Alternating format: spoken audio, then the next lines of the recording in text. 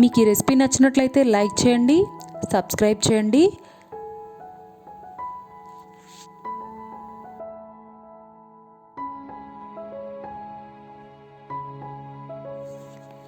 Hi friends, welcome back to our channel. నా పేరు దేవి సుబ్రహ్మణ్యం. మీరు చూస్తున్నారు మయా ఐకాన్ టీవీ. ఈరోజు మనం సేమియా పాయసం బెల్లంతో చేసుకుందామండి. చాలా హెల్దీ అయిన రెసిపీ, తప్పకుండా మీరు కూడా ఒకసారి చేసుకోండి.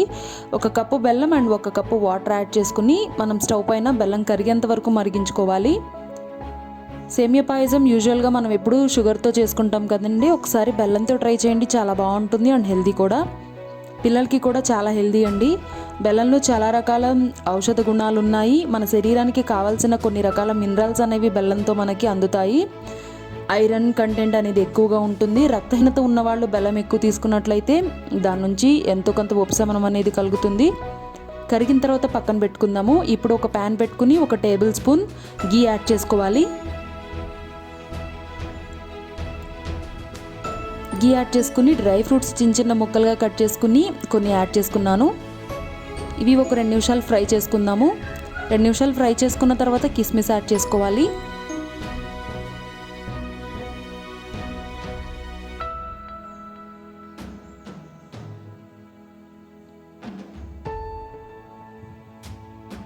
ఈ విధంగా ఫ్రై అయిన తర్వాత కిస్మిస్ యాడ్ చేసుకుందాము. కిస్మిస్ ముందుగా యాడ్ చేయకూడదండి. చాలామంది కిస్మిస్ కూడా దీంతో పాటు యాడ్ చేసేసుకుంటారు. అలా యాడ్ చేయడం వల్ల మనకి కిస్మిస్ బాగా వేగిపోతాయి, బ్లాక్ కలర్లో వచ్చేస్తాయి. ఇవి వేగవు, కాబట్టి ఈ విధంగా రోస్ట్ చేసుకోండి. ఇప్పుడు సేమ్ ప్యాన్లో 1 కప్పు సేమియా కూడా యాడ్ చేసుకుని ఫ్రై చేసుకుందాము.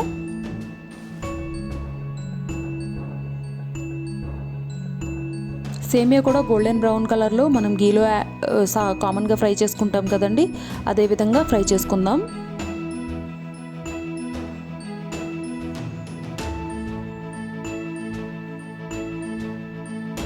పిల్లలకి కూడా చాలా హెల్దీ అండి బెల్లం. కంపల్సరీ ఈ విధంగా చేసి పెట్టండి, తప్పకుండా ఇష్టపడతారు. పెద్దవాళ్ళు కూడా ఇష్టంగా తింటారు. చూసారా, ఈ విధంగా గోల్డెన్ బ్రౌన్ కలర్ వచ్చిన తర్వాత పక్కన పెట్టుకుందాము.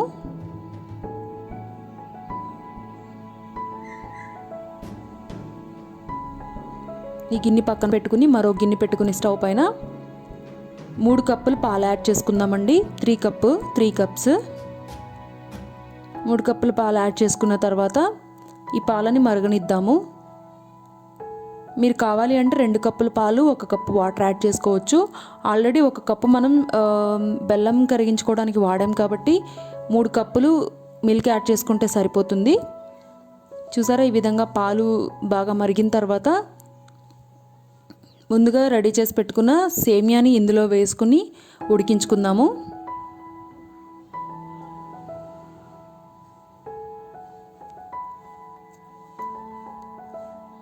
ఈ విధంగా ఇందులో వేసుకున్న తర్వాత సేమియా కూడా బాగా ఉడికించుకుందామండి. మనం డైరెక్ట్గా బెల్లం ఇందులో వేసినట్లయితే సమ్టైమ్స్ పాలు విరిగిపోతాయండి. కాబట్టి డైరెక్ట్గా బెల్లం వేయకుండా ఈ విధంగా చేసుకోండి, చాలా బాగుంటుంది. ఒకవేళ కొన్ని సందర్భాల్లో కొన్ని రకాల బెల్లాల్లో కూడా రకాలు ఉంటాయండి. కొన్ని రకాల బెల్లం యూస్ చేసినట్లయితే అసలు మనం కలిపిన వెంటనే పాలు ఇరిగిపోతాయి. అలా ఉన్నప్పుడు ఏం చేస్తారు అంటే సపరేట్గా సేమియా ఉడికించుకోండి, బెల్లం సిరప్ కూడా సపరేట్గా చేసుకుని 2 కంప్లీట్గా చల్లారిన తర్వాత కలుపుకుంటే మనకి పాడవకుండా ఉంటుంది. ఆ విధంగా చేసినప్పుడు ప్రసాదాలకి వాటికి బాగా యూజ్ అవుతుంది. చిన్నపిల్లలకి కూడా మంచిగా ఉంటుంది ఫీడ్ చేయడానికి. ఈ విధంగా ఉడికిపోయిన తర్వాత మనం ముందుగా రెడీ చేసుకుని పెట్టుకున్న బెల్లం వాటర్ని ఇందులో కలుపుకుందాము. ఒకసారి ఫిల్టర్ చేసుకుందామండి. బెల్లంని ఎప్పుడైనా కూడా మనం ఫిల్టర్ చేసుకోవాలి. దానిలో కొన్ని డస్ట్ పార్టికల్స్ వస్తాయి, అవి రాకుండా ఫిల్టర్ చేసుకుంటే మనకి నీట్గా ఉంటుంది. ఇప్పుడు వేసుకున్న తర్వాత మనం బాగా కలుపుకుందాము.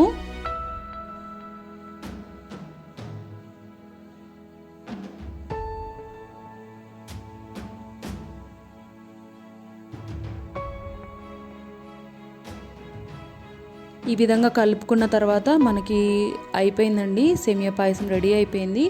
డ్రై ఫ్రూట్స్ అండ్ తర్వాత రోస్ట్ చేసి పెట్టుకున్న డ్రై ఫ్రూట్స్, తర్వాత ఫ్లేవర్ కోసం కొంచెం ఇలాచీ పౌడర్ యాడ్ చేసుకుని బాగా కలుపుకుందాము.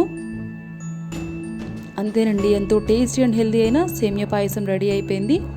మీకు ఈ రెసిపీ నచ్చినట్లయితే లైక్ చేయండి.